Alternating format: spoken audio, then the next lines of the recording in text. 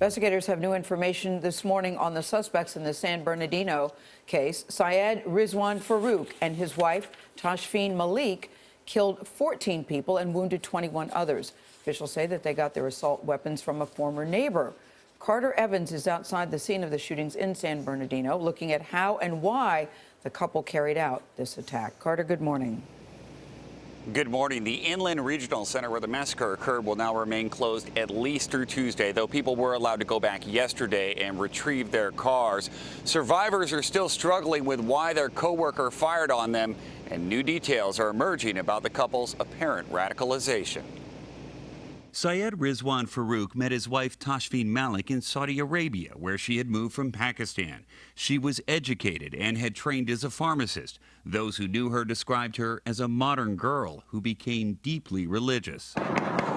Investigators conducted more than 300 interviews and still aren't publicly discussing a motive for the terrorist attack.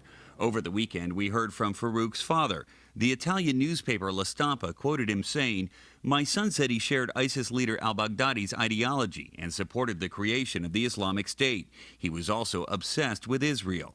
Later on Sunday, Farook's father told CBS News he never said that, but he did confirm his son spoke about tensions with a colleague at the San Bernardino Health Department. Nicholas Thalassios, a Messianic Jew, was among the 14 killed. They never had any kind of conflict, but knowing my husband, if there was something said or if he came in being very radical, I'm sure my husband had plenty to say to him.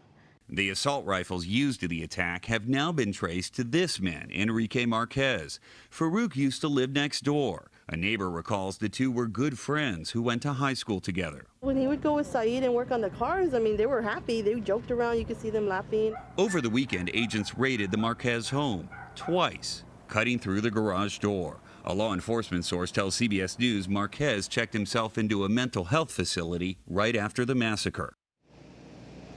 And a source also tells CBS News they are now analyzing surveillance video from gun shops that show Marquez and Farook together. The FBI is planning another news conference this morning. Charlie? Thanks, Carter.